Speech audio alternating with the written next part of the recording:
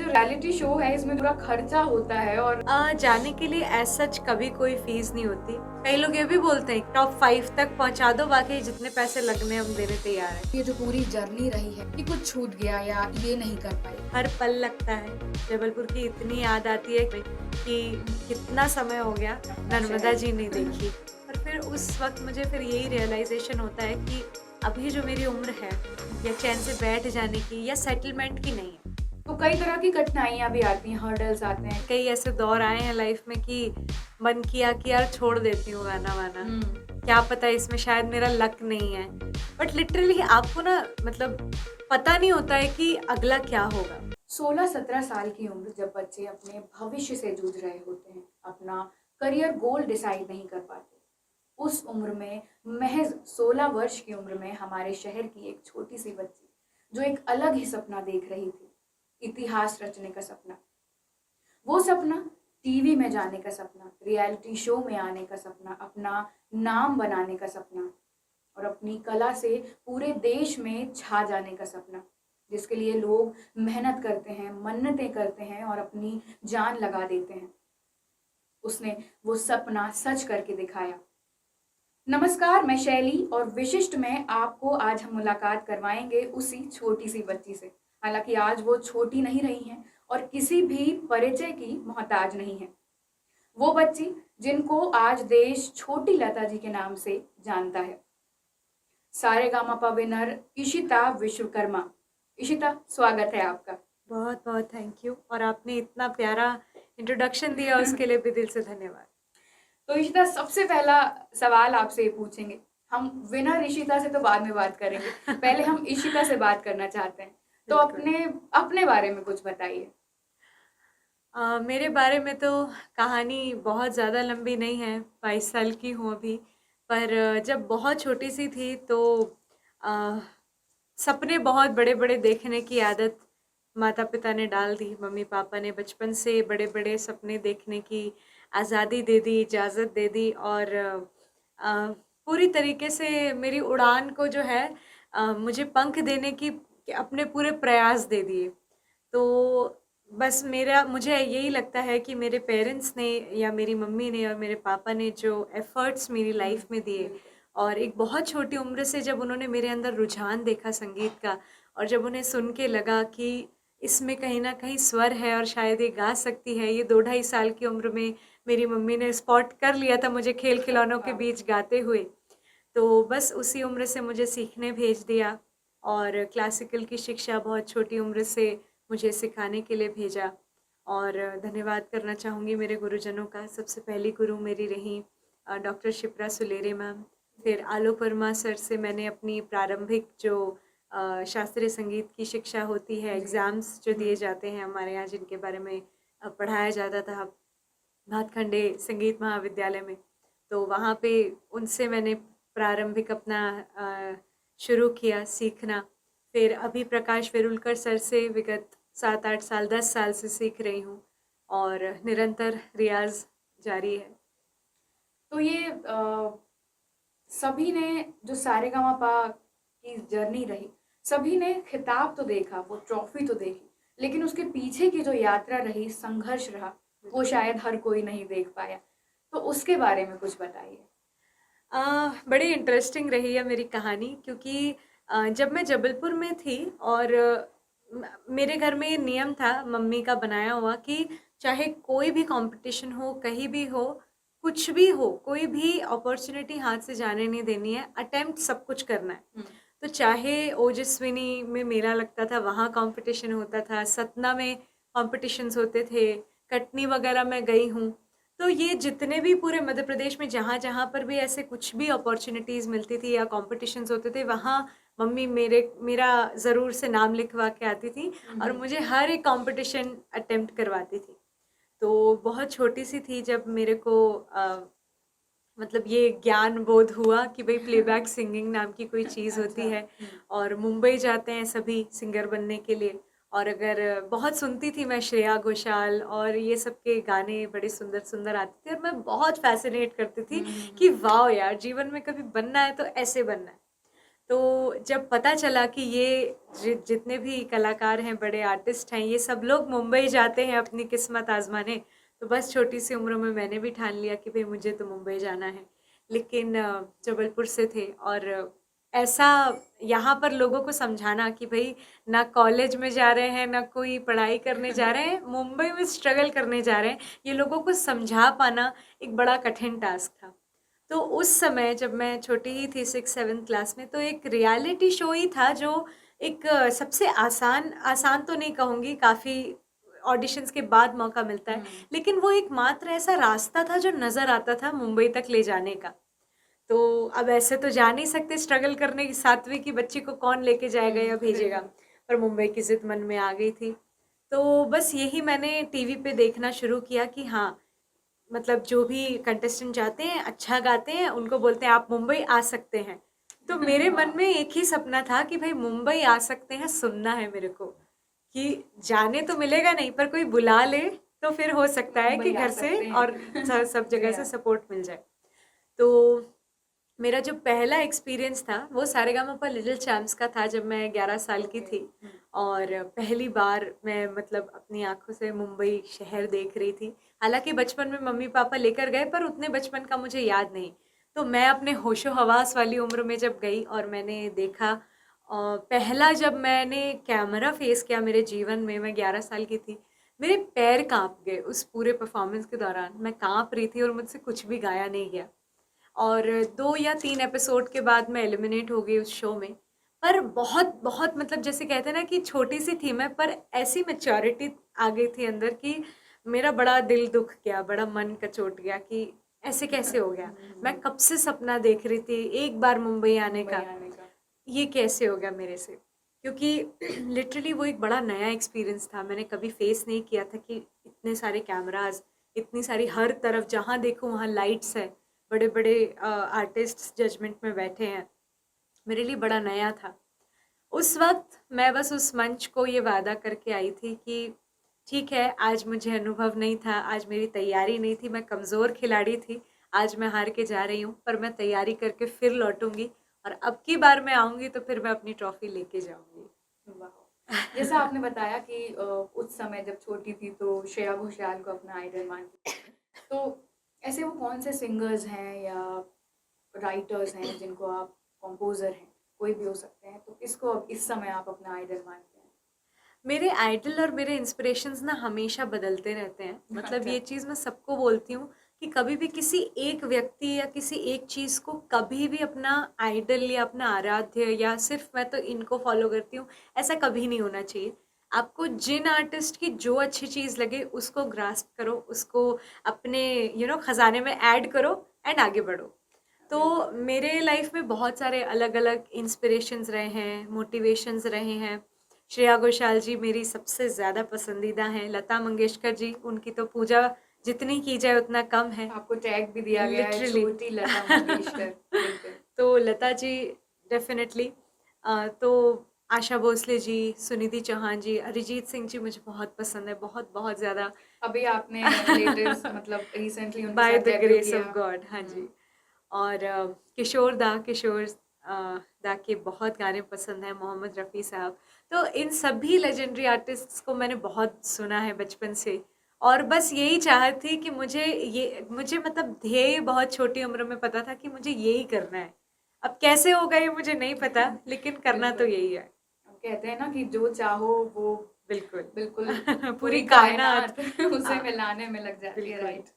तो इशिता ये बताइए कि ऐसा होता है ना कि जब हम इस फील्ड में आगे बढ़ जाते हैं तो कई तरह की कठिनाइयाँ भी आती हैं, हर्डल्स आते हैं, कई लोग ऐसे भी मिलते हैं कि जो डीमोटिवेट करते हैं कि नहीं, शायद इस फील्ड में नहीं जाना चाहिए। तो आपके साथ कभी ऐसा हुआ? बिल्कुल, बहुत बार हुआ है। कई बार, एक तो ऐसा भी, कई ऐसे दौर आए हैं लाइफ में कि मन किया कि यार छोड़ देती हूँ गाना-वाना। हुँ। क्या पता इसमें शायद मेरा लक नहीं है। क्योंकि इसमें लिटरली लक, अब पता नहीं मुझे लक उतना फैक्टर करता है नहीं करता हुँ। है।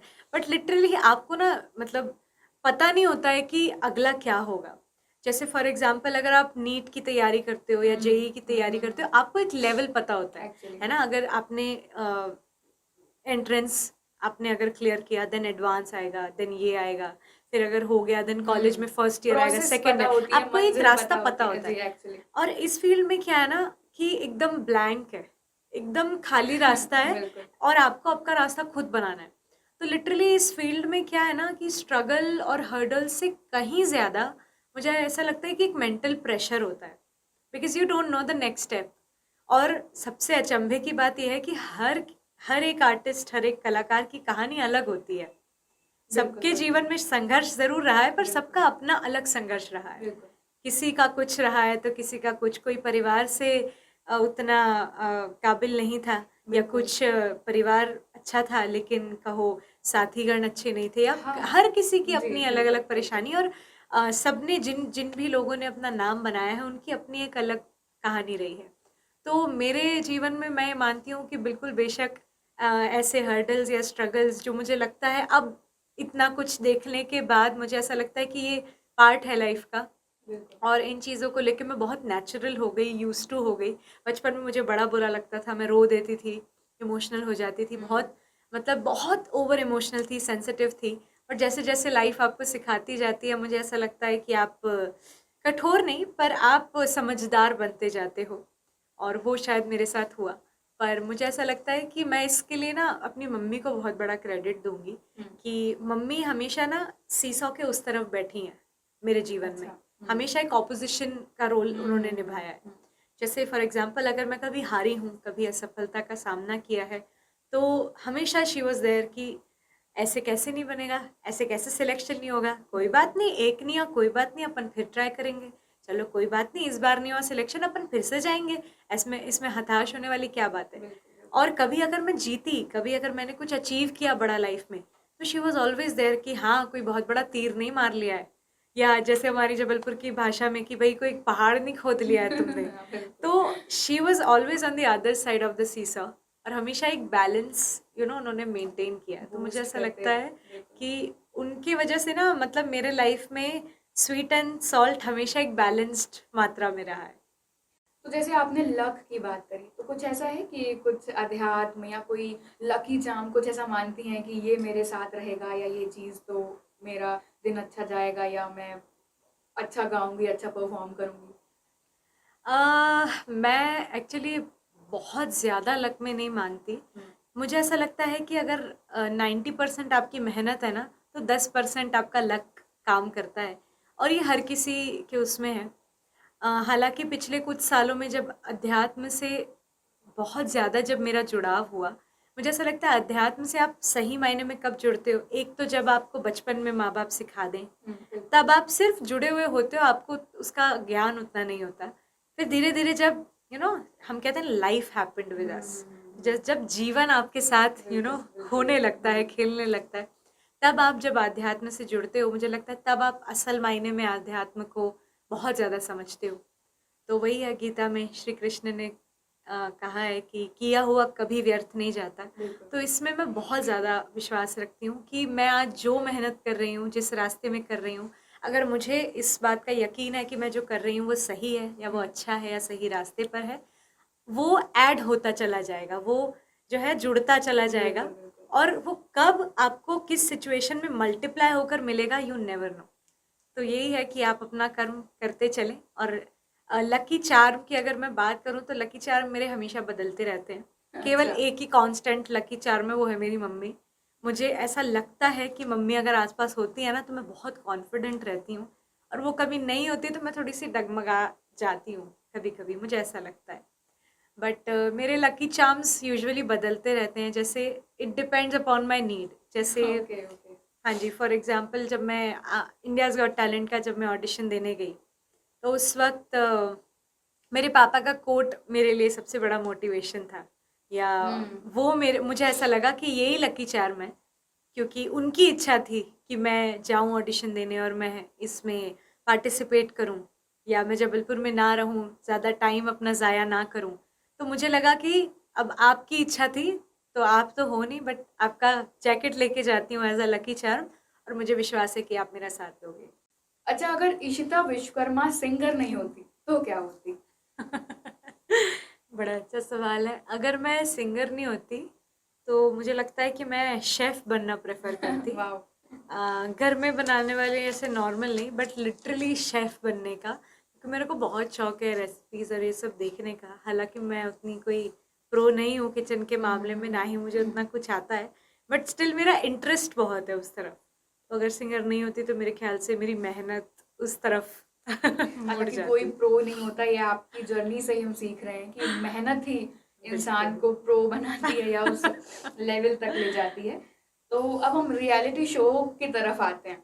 तो जी। हमारे साथी हैं, हमारे कॉलीग हैं अजय भैया, उनका सवाल है कि ये जो रियलिटी शो है इसमें जो पूरा खर्चा होता है और वहाँ जाने के लिए कोई फीस ली जाती है, ऐसा कुछ होता है क्या?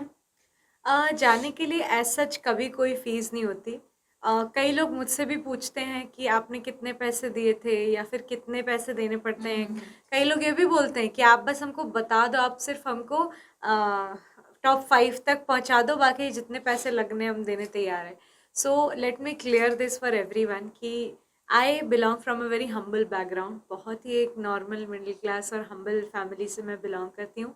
एंड हम जितने लाखों के दावे कई लोग करते हैं, कई बार कई लोग झूठ का भी सहारा हाँ, लेते हैं। और बिल्कुल, कई बार मुझे ऐसा लगता है शायद कि कुछ लोगों के साथ लोकल लेवल पर जो लोकल बिल्कुल, कोऑर्डिनेटर्स होते हैं या हुँ। फिर ऐसे लेवल पर हो सकता है किसी ने उनसे मांग की हो, इसलिए उन्होंने शायद उस चीज़ को डिनाई किया हो और सबको ये कहा हो। तो both the reasons are possible, दोनों में से हो सकता है। बट जहाँ तक मेरा एक्सपीरियंस है, मेरा अनुभव है, मैंने अपने जीवन में कम से कम 11 से 12 रियलिटी शोज़ किए हैं। बिल्कुल।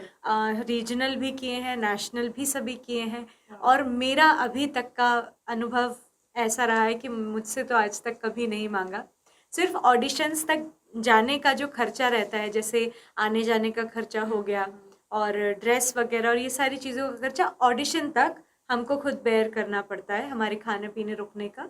और once you are selected in auditions, जब आप ऑडिशंस में सिलेक्ट हो जाते हो या टॉप 15 या फिर टॉप 100 ऐसे किसी उसमें पहुंच जाते हो, देन आपका सारा कुछ जो है चैनल या फिर जो प्रोडक्शन हाउस है वो सब कुछ देखता है। तो जैसे नॉर्मली लोग बात करते हैं कि आजकल रियलिटी शो में कुछ रियलिटी एक्चुअली रही नहीं है, तो क्या ऐसा सच में है?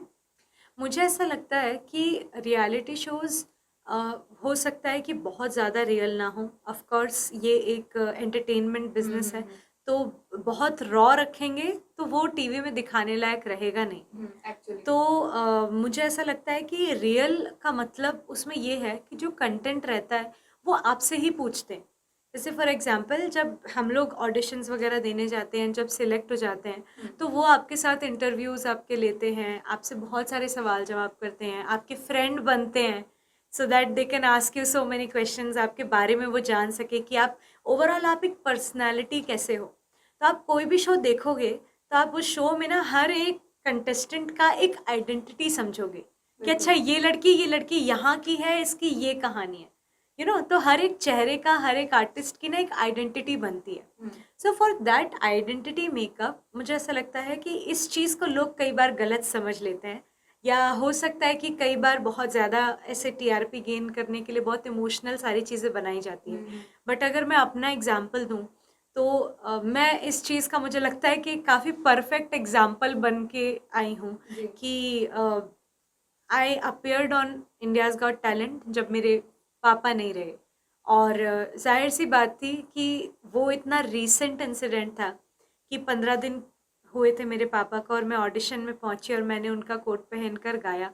It was very difficult for me to perform. ये हर कोई नहीं समझ सकता। और मेरी दुआ है भगवान से कि भगवान किसी भी बच्चे को ऐसा पल ना दिखाए कि जैसे कई लोग कहते हैं ना कि आप पे बीतेगी तो आप समझोगे। मैं भगवान से प्रार्थना करती हूँ आप मुझे गलत समझते रहो, पर आप पे कभी बीते नहीं है। But to be very honest, जैसे सब लोग कहते हैं कि ये स्टोरी चलती है या फिर ड्रामा चलता है, मैंने मेरे पापा को 15 दिन पहले खोया था, ये कोई कहानी नहीं है, ये फैक्ट है। और अगर मैं नहीं बताती या बोलती नहीं तो वो भी एक बहुत गलत चीज़ होती है, क्योंकि ये फैक्ट था, इसमें कोई झूठ नहीं था। जो लोग ये मानते हैं कि भाई आप स्टोरी दिखाओगे तभी आप जीत सकते हो, तो थोड़ा सा मेरी कहानी को रिवाइंड करो। ये तो जब आईजीटी तब हुआ जब पापा नहीं रहे, मैं 19 साल की थी। 4 साल पीछे आओ, 16 साल की जब मैं थी, मैं सारेगामापा में ऑडिशंस देने के लिए गई। ना मेरे पापा को कुछ हुआ था, ना मेरे पापा बीमार थे। We were a happy family together. हमारे पास भगवान की दया से सब इनफ, सब कुछ था। कोई स्टोरी नहीं थी, ना ही हमने कोई गरीबी दिखाई थी, कुछ नहीं दिखाया था। बट बिल्कुल। Still I one that competition, I one that reality show. वो टाइटल मेरे नाम हुआ, वो ट्रॉफी जबलपुर तक आई। बिल्कुल। तो मुझे ऐसा लगता है कि हो सकता है कि कुछ लोगों की खुद की बनाई हुई कहानियाँ होती होंगी, मैं बिल्कुल भी होती श्योर हैं, नहीं हूँ, बिल्कुल हो होती सकता हैं। है। लेकिन जो भी वो लोग आइडेंटिटी बनाते हैं वो उनसे पूछ के ही बनाते हैं।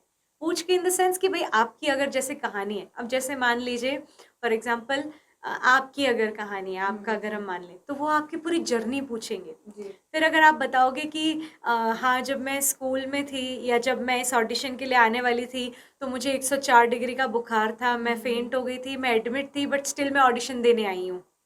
So this was a real story जो सचमुच में आपके साथ घट हुआ, रहा है, हो रहा आपके है, साथ बिल्कुल, घटा। बिल्कुल। तो इस चीज को वो लोग कोई मिर्च मसाला नहीं लगाते, बस एक एक तरीका बताते हैं कि आप इसको कैसे बताओगे, कैसे बोलोगे। क्योंकि आप एक 150 करोड़ वासियों के बीच में एक टेलीविजन में दिखने जा रहे हो, you can't just go there and आप कुछ भी ब्ला कर दो।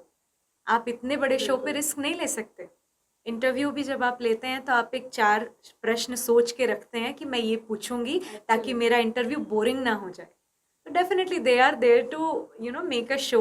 करोड़ों रुपए का इन्वेस्टमेंट है एंड वो लोग खाली नहीं जा सकते। दैट्स वाई वहाँ पे एक क्रिएटिव टीम होती है जो आप ही की कहानी, जो आपके पास बयां करने के लिए अच्छे शब्द नहीं है, या आप हो सकता है कि आपकी कहानी सही है, लोगों तक पहुंचनी चाहिए, पर आप सही शब्दों में उसे पहुंचा ना पा रहे हो। बिल्कुल, बिल्कुल। तो वो सिर्फ शब्द देते हैं कि भाई आप ही की कहानी है, आप ही ने हमको बताया था, तो आप इसको ऐसे ऐसे ऐसे बोलिएगा। मतलब आप ही आपकी कहानी का छोटा-सा सार एक स्क्रिप्ट है। Exactly, exactly. हाँ, बिल्कुल।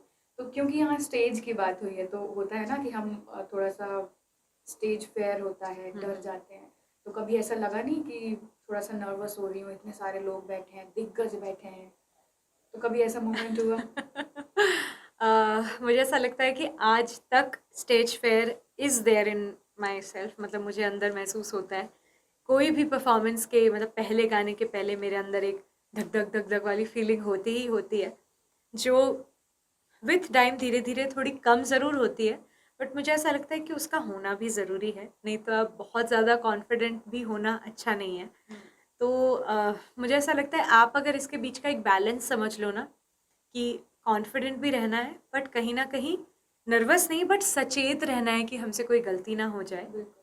तो जिस दिन आप नर्वस या डर जाने और सचेत रहने के बीच का डिफरेंस समझ गए, उस दिन मुझे लगता है आप इस सिचुएशन को बैलेंस करना सीख जाएंगे।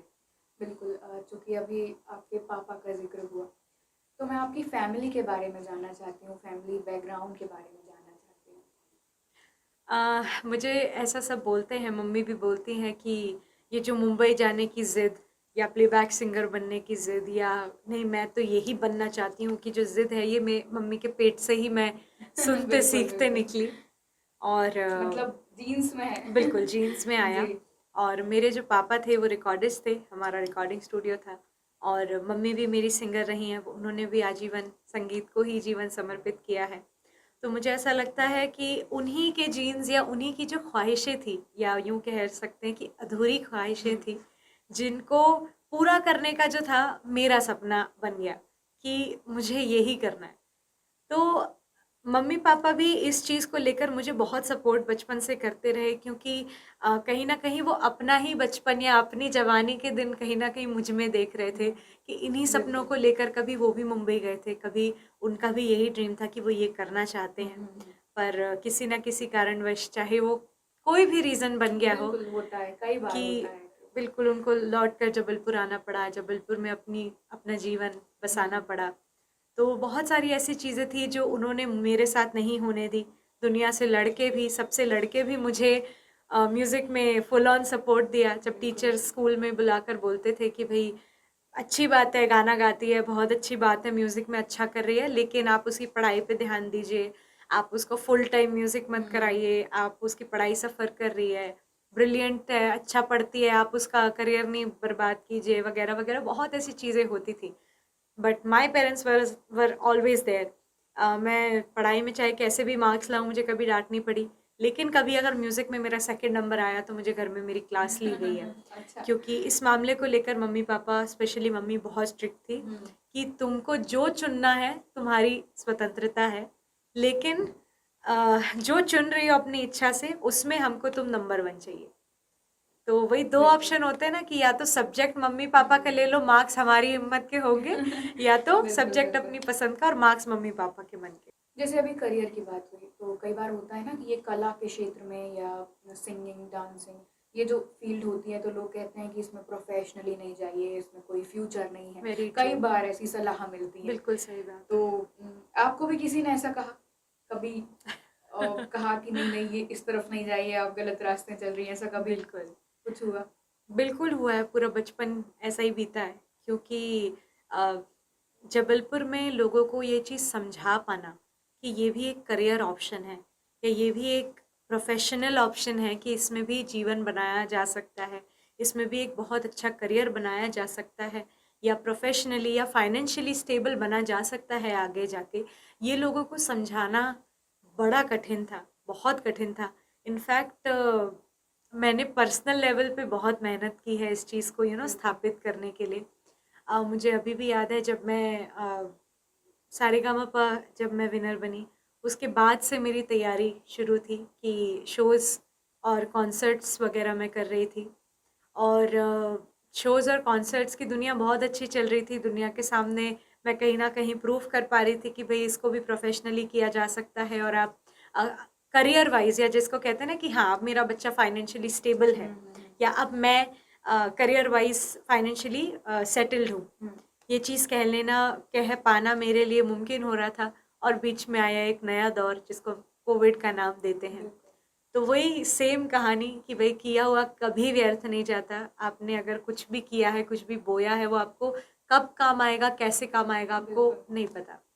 तो एक सीसीआरटी करके एग्ज़ाम होता है जिसमें ऑल इंडिया रैंकिंग मेरी आई थी, जिसमें ऑल इंडिया में मैंने रैंक लिया था, और डिस्टिंक्शन से मैं उसमें स्कॉलरशिप होल्डर बनी थी। ये कल्चरल मिनिस्ट्री की ओर से होता है दिल्ली से। उसमें कुछ सालों बाद जब मेरा एक रिन्यूअल एग्ज़ाम हुआ, इट वेंट सो वेल, बहुत अच्छा एग्ज़ाम हुआ, एंड उसके बाद मुझे एक अपॉर्चुनिटी मिली, प्रधानमंत्री इनोवेटिव लर्निंग प्रोग्राम, जो कि ISRO जाने का मुझे मौका मिला, इसरो बैंगलोर में। एंड वहाँ पे K7 और जो मंगलयान जहाँ से लॉन्च हुआ, सारे इसरैक और लॉन्च पैड्स और ये सारी चीज़ें मुझे अपनी आंखों से देखने का मौका मिला। फिर दिल्ली में पूरा कैंप हुआ, एंड आफ्टर दैट हमें एक प्रधानमंत्री जी के नाम से और वाइस प्रेसिडेंट वेंकैया नायडू जी ने एक अवार्ड देश भर से टोटल 30 परफॉर्मिंग आर्ट के बच्चों को उन्होंने दिया। तो आफ्टर दैट मुझे कहीं ना कहीं लगा कि ये जो मेरा नॉलेज है, मतलब एक म्यूज़िक हो गया जो परफॉर्मिंग है, एक म्यूज़िक हो गया जो थियोरेटिकल है या जो पढ़ाई से रिलेटेड है, तो वो मुझे कई बार जैसे लगता था कि इसका तो कोई यूज़ ही नहीं है, जो मैं करना चाहती हूँ, जो मैं बनना चाहती हूँ। जैसे कई लोग कहते हैं कि नहीं, हमें तो स्टार बनना है, तो हम ये करके क्या करेंगे। बट मुझे मम्मी पापा ने बचपन से ज़बरदस्ती क्लासिकल में भी डाला कि नहीं, डिग्री लेते जाओ, डिप्लोमा लेते जाओ, सर्टिफिकेट्स लेते जाओ। तो उसका जो एक सम अप था वो कुछ इस प्रकार मुझे मिला। And after that 15 days course मुझे काफ़ी सारे अच्छे अपॉर्चुनिटीज़ मिले। तो जब लॉकडाउन का टाइम शुरू हुआ, एट दैट टाइम ना शोज़ हो सकते थे, ना कॉन्सर्ट्स हो सकते थे, कोई भी पब्लिक अपीयरेंस या कोई भी ऐसी चीज़ जिसमें लोग हो सके, सब बंद था। तो अब भाई कैसे जीवन चलाएं या कैसे अपना सब कुछ।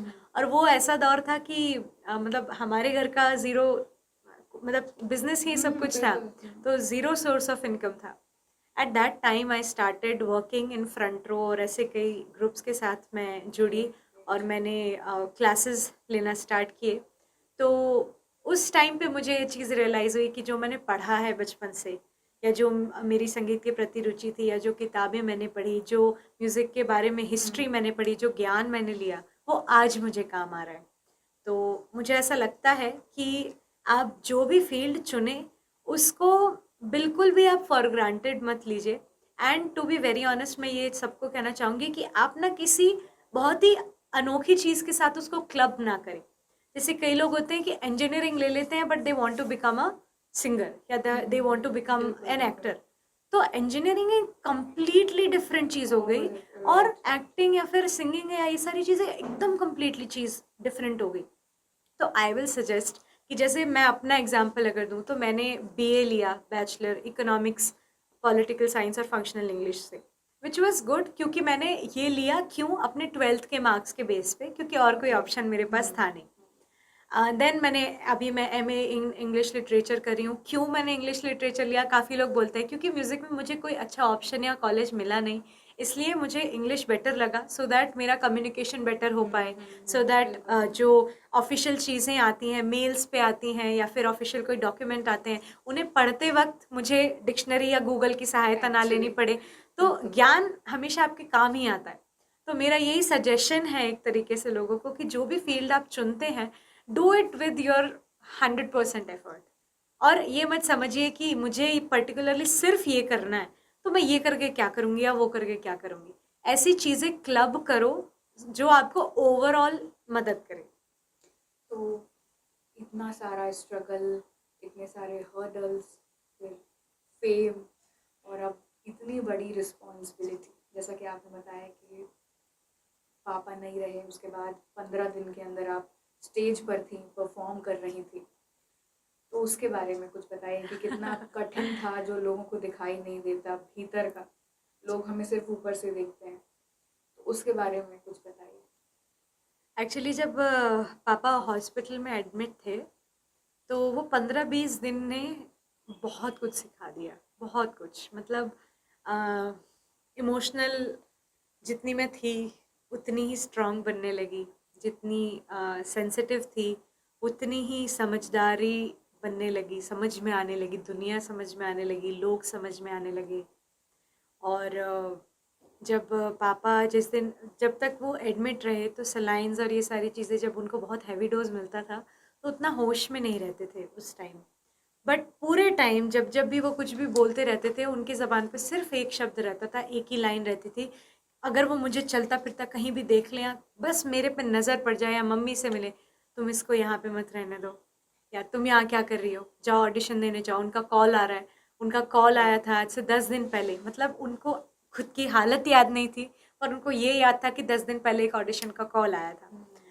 तो बार बार बार बार, और मैं पापा को यही समझाऊं कि भाई ऑडिशंस अभी मुझे लाइफ लॉन्ग ऑप्शन मिलेगा, मौका मिलेगा, अभी पहले आप ज़रूरी हो, आपकी सेहत ज़रूरी है, आप ठीक हो जाओ फिर मैं बिल्कुल जाऊंगी ऑडिशन देने।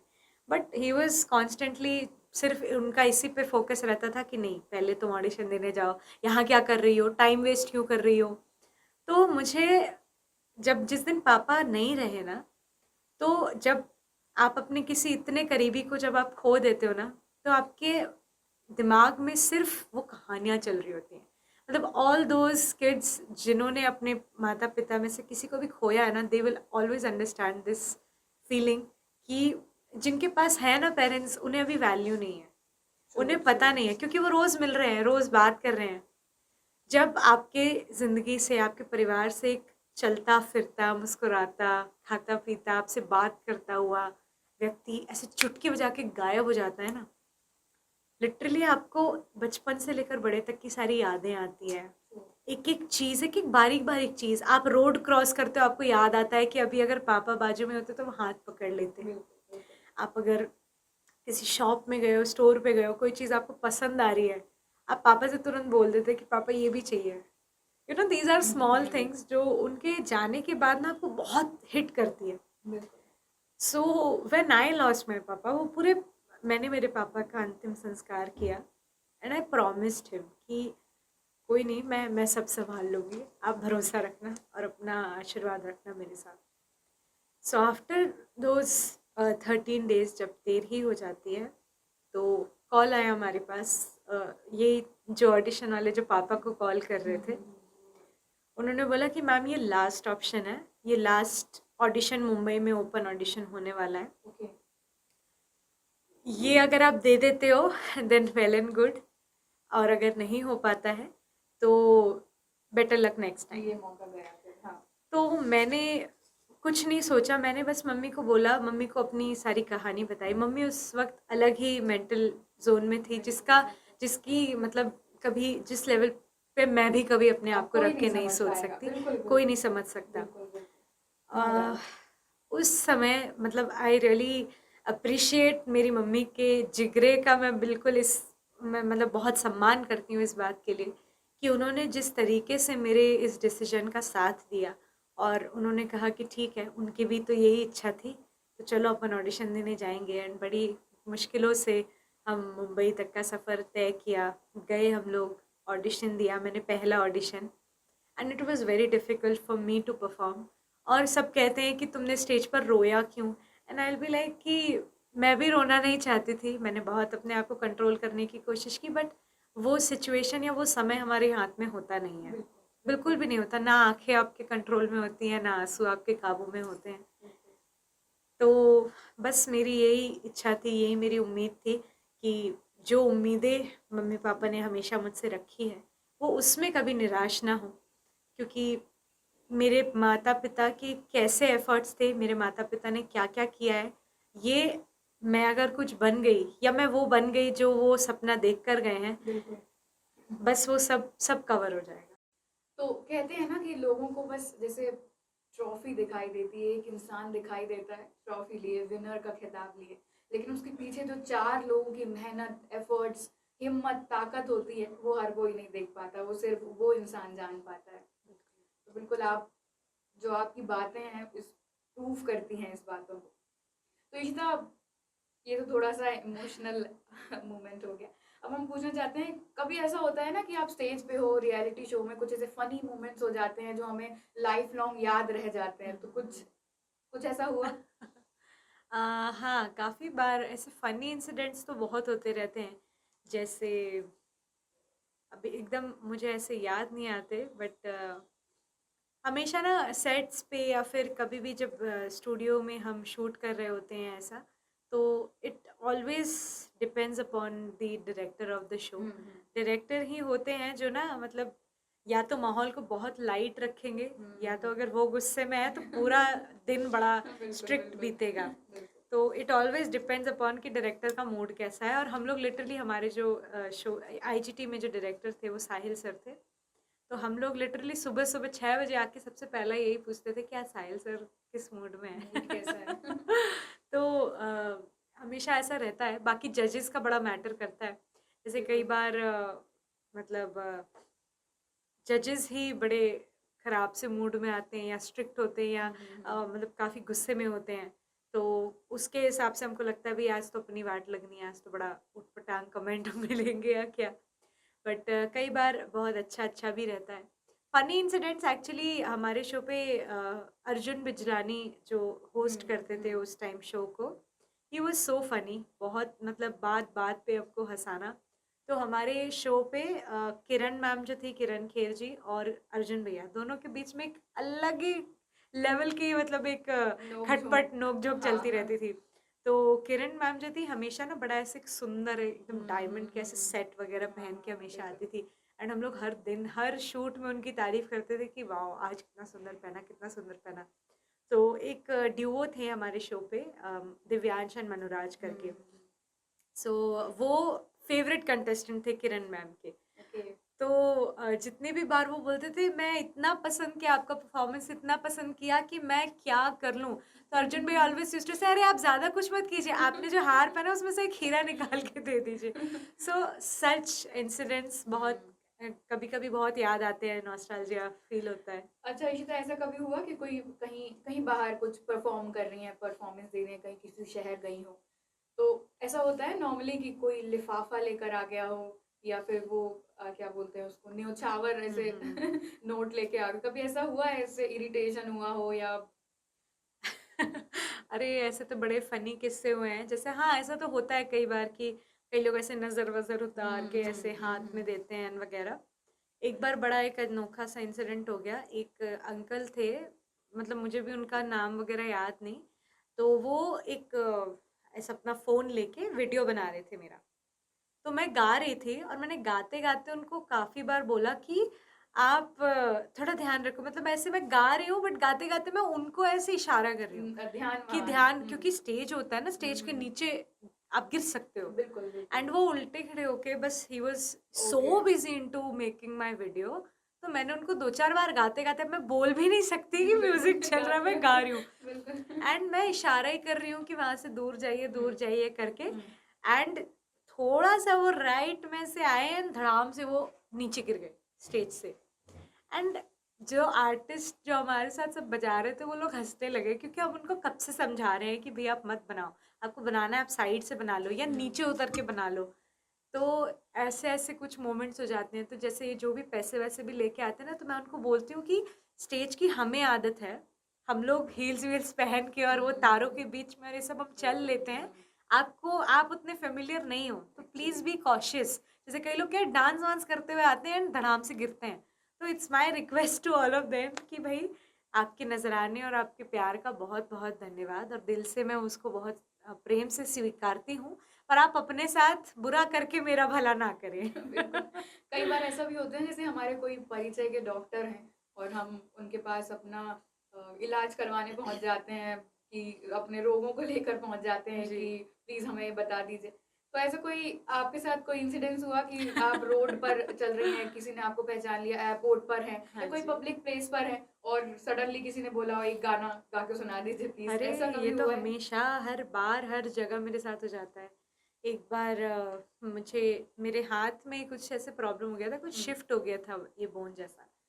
तो मैं जब डॉक्टर के पास गई, अरे आओ आओ इशिता बेटा कैसी हो वगैरह वगैरह, मैंने कहा बिल्कुल ठीक हूँ, मेरे हाथ में और सब कैसा चल रहा है, अरे तुम बाकी सारी चीजें छोड़ो, पहले तुम कुछ गा के सुना दो। एंड आई बिल्कुल। बी लाइक मेरे को दर्द हो रहा है पहले हम इसका कोई इलाज करते फिर मैं आपको बिल्कुल सुना दूंगी।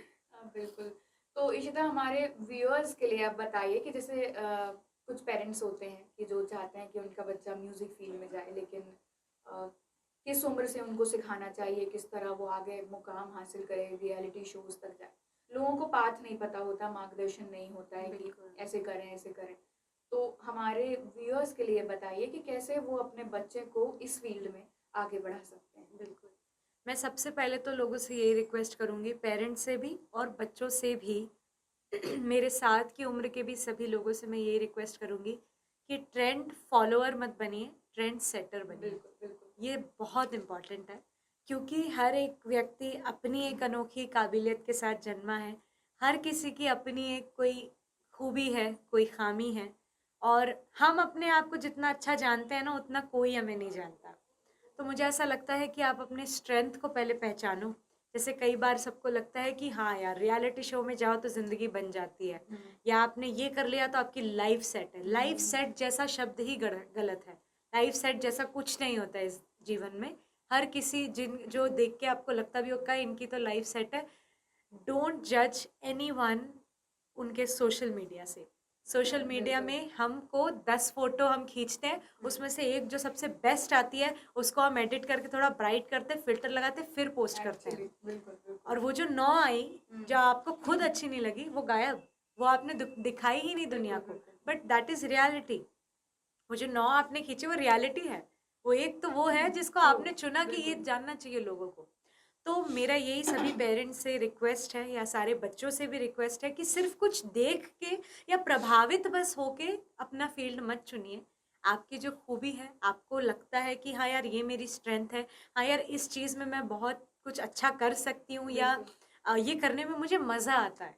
जैसे मुझे बचपन से गाने में बड़ा मज़ा आता हुँ, था। मुझे बचपन से ये था कि नहीं यार मुझे म्यूज़िक ही करना है। तो डेफ़िनेटली मुझे जब म्यूज़िक में हार मिली मुझे बुरा लगा। ऐसे सिचुएशन में क्या होता है कि जब आप सिर्फ प्रभावित होके या कहीं देख के जब आप फील्ड चुन लेते हो ना, तो आप जब 3 4 10 बार जब आप हारते हो, तो आप वो हार डाइजेस्ट नहीं कर पाते। आप फिर फील्ड्स बदलते रहते हो कि चलो ये नहीं हो रहा, अब मैं ये कर लेती हूँ, चलो ये नहीं हो रहा, अब मैं वो कर लेती हूँ। So don't waste your valuable young age ये सारी चीज़ों में। जितना हो सके आप अपने अंदर के कैलिबर को पहचानो। हुँ, एंड मुझे ऐसा लगता है आज का ज़माना बहुत अच्छा है। हम सबके हाथों में फ़ोन्स हैं, हम सबके पास ऑप्शन है कि आपको सोशल मीडिया का कंज्यूमर बनना है या फिर कंटेंट क्रिएटर बनना है। तो आपके हाथ में ही है बागडोर। आप क्रिएटर बन के अपने आप को भी स्थापित कर सकते हो, या कंज्यूमर बन के सिर्फ उसका इस्तेमाल भी कर जी। सकते हो। तो जनरली ये पेरेंट्स का सवाल होता है कि हम किस उम्र से बच्चों को म्यूज़िक सीखने के लिए भेजें? किस जगह भेजें, बहुत कन्फ्यूजन होती है। तो उसके बारे में बताइए कि जबलपुर में क्या किया जा सकता है? मेरा सभी को यही सजेशन है कि अगर आप बच्चे में देखते हैं कि कहीं ना कहीं गुण है हुँ, या वो इंटरेस्टेड है या उसको आपने देखा है कि भाई ये बच्चा गाना सुन के रिएक्ट कर रहा है या फिर गाना सुन के कुछ गाने की कोशिश कर रहा है, तो मेरा यही सजेशन है कि आप बिल्कुल उसको सीखने के लिए भेजें। और जितनी छोटी उम्र, मतलब मैंने जब सीखना शुरू किया तब मैं 4 साल की थी, तो होपफुली मुझे लगता है कि शायद सीखने के लिए 5-6 साल की उम्र मतलब परफेक्ट हुँ, होती है सीखना शुरू करने के लिए, क्योंकि उस उम्र से ना बच्चा सब कुछ आत्मसात करने लगता है। बिल्कुल। तो बिल्कुल आप सीखने भेज सकते हैं। जैसे मैं जब बहुत छोटी थी तो मम्मी ने मुझे बाल भवन नामक जगह हुँ, में हुँ, हुँ। एनरोल करवा दिया था बहुत छोटी उम्र से। तो वहाँ से मैंने प्रारंभिक शिक्षा जो है संगीत की, वो मैंने लेना शुरू की। तो जबलपुर के जो लोग हैं वो बाल भवन में कंसल्ट कर सकते हैं। डॉक्टर हुँ, शिप्रा सुलेरे मैम है, वो अभी भी सिखाती हैं बाल भवन में। और क्या है, वहाँ और भी विधाएं हैं, चित्रकला है, फिर डांस है और बहुत सारी ऐसी चीज़ें हैं। हुँ, तो आप मतलब एक ट्राई भी कर सकते हो, राइट, कि मतलब किस चीज़ में आपको ज़्यादा हुँ, इंटरेस्ट आ रहा हुँ, है, हुँ। सो दैट आप चूज़ कर सको in between all these fields. बिल्कुल। ऐसा होता है ना इशिता कि मेहनत तो बहुत लोग कर रहे हैं। कई लोग हैं जो सिंगिंग कर रहे हैं, कई सालों से मेहनत कर रहे हैं, पर डे रियाज़ करते हैं। लेकिन हर कोई वो सपना पूरा नहीं कर पाता। करोड़ों लोगों का सपना होता है रियलिटी शो में जाना, जाने के बाद उस खिताब को अपने नाम करना। पर होता है बहुत कुछ, या फैमिली सपोर्ट नहीं होता, फाइनेंशियली बहुत कुछ चीज़ें ऐसी हैं जो आड़े आती हैं। तो कई लोग जो हैं गिव अप कर जाते हैं, दूसरे प्रोफ़ेशन को चूज़ कर लेते हैं, म्यूज़िक को या अपनी किसी भी कला को हॉबी के तौर पर फिर रन करते हैं। तो उन लोगों से क्या कहना चाहती हैं आप? मैं उनसे यही कहना चाहूँगी कि आपकी आशा पर ही सब निर्भर करता है। हर वो व्यक्ति जो आज की डेट में किसी मुकाम तक पहुंचा है, उसने कभी ना कभी अपने जीवन में ना आ, एक आशा मन में रख के या सिर्फ एक उम्मीद के भरोसे हुँ, रिस्क उठाया होगा। जैसे जब मैं मेरे जीवन में जब ये सारी चीज़ें हुई, जब पापा नहीं रहे और बहुत सारी ऐसी कठिनाई, तो आपने जो जो भी गिनवाया कि भाई सपोर्ट नहीं था या फिर फाइनेंशियली स्टेबल नहीं थे, और मुंबई जैसी जगह पे बिल्कुल। जाने का या हुँ, मूव होने का, शिफ्ट होने का निर्णय बहुत लेना, सोचना पड़ता है, तो बहुत, बहुत बिल्कुल। सोचना समझना पड़ता है। पर ये सारी कहानी, सारा खेल ना केवल उस एक स्टेप का है, केवल एक हिम्मत, एक बिल्कुल। बार की हिम्मत दिखा देने का है। तो मेरा यही सजेशन है कि अगर आपने इवैल्यूएट किया है उस रिस्क को, अगर आप थोड़ा सा कैलकुलेटेड अपने दिमाग हुँ, से चल रहे हैं बिल्कुल। कि हाँ ठीक है मैं ये कर लूँगी, फिर अभी मैंने इतने का अपने पास बैकअप रखा है, अगर ये मान लो चलो मैं अपने 6 महीने इसको लगाती हूँ, 6 महीने तक अगर कुछ नहीं हुआ या साल भर तक मैं अपना, ये मेरा बैकअप प्लान है, अगर साल भर में कुछ नहीं हुआ तो फिर मैं कोई और चीज़ में ट्राई कर लूँगी जो सेफ होगी। और वो जो 1 साल होगा या वो जो 6 महीने होंगे या वो चलो महीना मात्र होगा, उसमें मैं अपनी जी जान लगा दूंगी बिल कि मुझे आज से 15-20 साल बाद, या मुझे, मैं जब अपनी 50-60 की एज में आऊँ या 60-70 की एज में आऊँ, तब मुझे ये रिग्रेट ना हो कि यार मौका भी था मेरे पास, सब कुछ था, मैं बस एक हिम्मत जुटा लेती ना तो हो जाता। अच्छा इशिता, ऐसा होता है ना कि जबलपुर के लोग सोचते हैं कि उन्हें प्लेबैक सिंगिंग करनी है या एक अच्छा सिंगर बनना है, तो इसके लिए हमें मुंबई जाना पड़ेगा। लेकिन क्या ये सपना जबलपुर में रह के पूरा नहीं किया जा सकता? देखिए, अगर अच्छा सिंगर बनने का अगर गोल है, जैसे सिंगिंग में भी अब बहुत सी कैटेगरीज आ गई हुँ, है। एक हो गया है कि भाई आप अगर कंटेंट क्रिएशन में आना चाहते हैं सिंगिंग के फील्ड में, तो डेफिनेटली वो आप कहीं से भी बैठ के कर सकते हैं। उसके लिए आपको मुंबई, दिल्ली कोई जगह जाने की ज़रूरत नहीं। आप जबलपुर में अपना सेटअप बना सकते हैं। आप अपनी टीम, अगर आप इतना एक इन्वेस्टमेंट का एक सोच के अगर आपके पास है इतना, हुँ, तो आप वो कर सकते हैं, अपना कंटेंट बना सकते हैं, अपनी वीडियो टीम, ऑडियो टीम रख सकते हैं, एंड अपना कंटेंट एक बनाकर सोशल मीडिया पे, यूट्यूब पे, अलग अलग सारे प्लेटफॉर्म्स पर डाल के अपने गाने वगैरह रिलीज़ कर सकते हैं, बना सकते हैं। प्लेबैक सिंगिंग की अगर बात करते हैं पर्टिकुलरली, हुँ, तो मुझे ऐसा लगता है कि हाँ, इसका जवाब होगा हाँ, कि आपको अगर प्लेबैक सिंगिंग करनी है तो आपको मुंबई जाने की डेफिनेटली ज़रूरत पड़ेगी ही पड़ेगी। क्योंकि इसका मैं इसलिए नहीं कहूँगी कि लोग अच्छे हैं या टैलेंटेड हैं या फिर सिर्फ वहीं काम मिल हुँ, सकता हुँ, है। It's about attitude, it's about work culture. और ये 2 चीज़ें जबलपुर से जब मैं बाहर निकली तब मुझे समझ में आया। और एक चीज़ जो मैंने मुंबई जाके सीखी, आप जब भी मुंबई पहुँचेंगे आपको पूरी दुनिया भागती हुई नज़र आएगी। Everyone is Mumbai is working hard for a better future, for a better कल हम जबलपुर में कुछ साल मेहनत कर लें, आराम से गाड़ी बना लेंगे, बंगला बना लेंगे, सब कर लेंगे। But it's not possible in Mumbai. Her actually कोई करोड़ों रुपए की बातें कर रहा है बट स्टिल एक छोटे से स्पेस पे। बट बड़े-बड़े आइडियाज़ बन रहे हैं वहाँ पे, बड़ी-बड़ी फ़िल्म्स बन रही है, बड़ा-बड़ा कंटेंट बन रहा है, लोगों तक बहुत सारी चीज़ें पहुँच रही हैं। और ऐसे ही नहीं मुंबई हब बन गया। बिल्कुल मुंबई में मैंने जिस लेवल की मेहनत देखी है, उतनी मेहनत की को ना मतलब उस स्पेस को लेवल कर पाना मुझे लगता है एक बहुत कठिन चीज़ है। जैसे ये बिल्कुल फैक्ट चीज़ है कि जैसे मुंबई में पंक्चुअलिटी को लेकर सब बहुत स्ट्रिक्ट है। अगर स्टूडियो में आपको 11 बजे पहुंचने का टाइम है और अगर मैं 11:10 पे पहुंचती हूँ, ट्रैफिक अगर मैं बोलती हूँ ना ट्रैफिक था, तो कहने लगे कि हम सब भी ट्रैफिक में ही गुजर के आते हैं बट वी स्टिल बिल्कुल रीच ऑन बिल्कुल टाइम। तो ये जो चीज़ें हैं ये जबलपुर को सीखने की, या फिर अगर आप अपने लेवल पे काम करते हो तो इट्स वेरी डिफ़िकल्ट। क्योंकि जबलपुर में क्या होगा ना कि अगर आप पंक्चुअल बनने की कोशिश करोगे, तो मान लो आप कहीं पे गए, अब उन्होंने ही आपका काम करके नहीं दिया, तो अब एक जगह अगर आप लेट हुए, देन एक के बाद ये दूसरा, दूसरे के बाद तीसरा, तीसरे के बाद चौथा कर के लेट हो के आपका दिन भर पूरा लेट पे आ जाएगा। और ऐसे केस में जैसे मैंने जबलपुर में बहुत होते देखा है कि कल आना, परसों आना। मुंबई में कल शब्द ही नहीं है।